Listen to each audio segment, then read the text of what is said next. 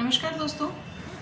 बहुत सारे पेरेंट्स मुझसे ये कहते हैं कि मैम आप जितनी भी बातें कहती हैं ये कहना आसान है पर करना बहुत मुश्किल है।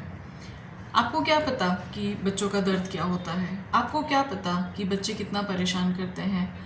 सो my question here is okay, I know मैं कह रही हूँ, मैं कर नहीं रही हूँ, मे बी आपको ऐसे लगता है, बट मेरे पास एक नहीं हज़ारों बच्चे हैं जो मेरे डिपार्टमेंट में हैं, जो आप जैसे पेरेंट्स के साथ मुझसे जुड़े हैं।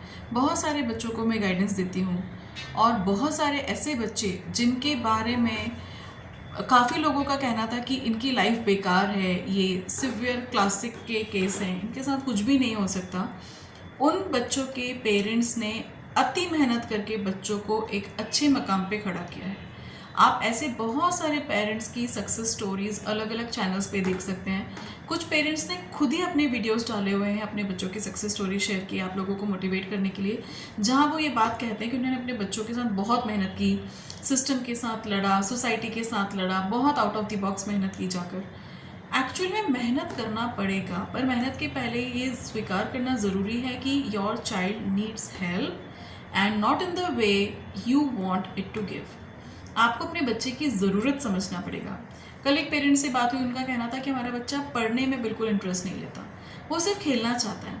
आई सजेस्टेड इट्स ओके, खेलने दीजिए ना, क्या फ़र्क पड़ता है, पढ़ना नहीं है तो नॉर्मल स्कोर करेगा, बट अगर खेलने में अच्छा है तो खेलने में सपोर्ट कीजिए। कुछ साल पहले एक पेरेंट ने ये बात मेरे सामने रखी थी, मैंने उनको खेलने के लिए सपोर्ट करने का। आज उनका बच्चा एक बहुत अच्छी टेनिस एकेडमी में ट्रेनिंग ले रहा है एंड मुझे उम्मीद है कि बहुत ही जल्दी हमें उसका नाम सुनने मिलेगा। अभी हमारे शहर से एक बच्चा एथलेटिक्स में गया है, उसका हाफ बॉडी पैरालाइज था, सब ठीक हो गया, बट एक हाथ में अभी भी डिफॉर्मिटी था, डिसेबिलिटी कैटेगरी में है, बट उसको बाहर भेजा है। आप ऑटिज्म के बहुत सारे बच्चों के म्यूज़िक वीडियोस या म्यूज़िक चैनल्स देख सकते हैं जो यूट्यूब पर या इंस्टा पेज पर हैं। इनको म्यूज़िक की बहुत एफिनिटी है, इनको दौड़ना भागना पसंद है, तो क्यों ना इस डायरेक्शन में काम करें।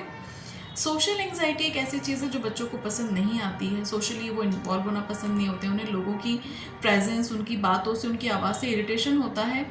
एक हद तक इसको हेल्प कर सकते हैं हम सॉल्व करने के लिए, बट अगर सिवियर सोशल एंग्जाइटी है, हम कुछ नहीं कर सकते, तो हमको बच्चे की उस फीलिंग को रिस्पेक्ट करना पड़ेगा और उसको धीरे धीरे लोगों के बीच में जाने के लिए सपोर्ट करना पड़ेगा। फॉर एग्जाम्पल, अगर बच्चे को स्कूल में बैठना पसंद नहीं है, क्लास की भीड़ से पसंद नहीं है और वो पीछे रहना चाहता है, टीचर्स उसे पीछे बैठाते हैं या बच्चों के बीच में बैठाते हैं, वो अनकंफर्टेबल है, आजू बाजू वाले को पुश करता है, लड़ रहा है, अभी क्या करें। इस जगह पर हम एक काम कर सकते हैं कि उस बच्चे के स्कूल बैग को आगे रखने बोले कि वो आगे से बैग टांगे और सबसे पीछे बैठे, या लाइन में सबसे पीछे खड़ा हो, या बैग को पीछे टांगे और लाइन में सबसे आगे खड़ा हो, क्लास में सबसे आगे बैठे।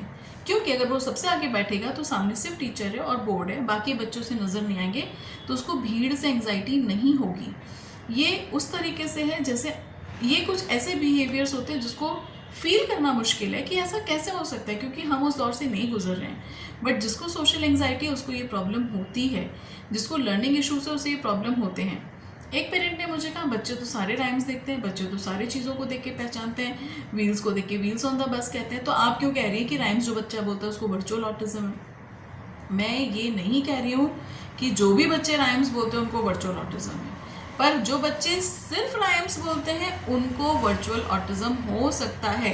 राइमिंग, सिर्फ rhyming, no language, no conversation, no interaction, lost with rhymes, तो ये वर्चुअल ऑटिज्म हो सकता है। इसके साथ eye contact, response to name, command following, understanding, attention, ये फैक्टर्स भी मैटर करते हैं। तो अगर आपका बच्चा सिर्फ राइम्स बोलता है, आप उससे बात कर भी रहे हैं पर फिर भी वो राइम्स बोल रहा है, तो यहाँ पर रिस्क है।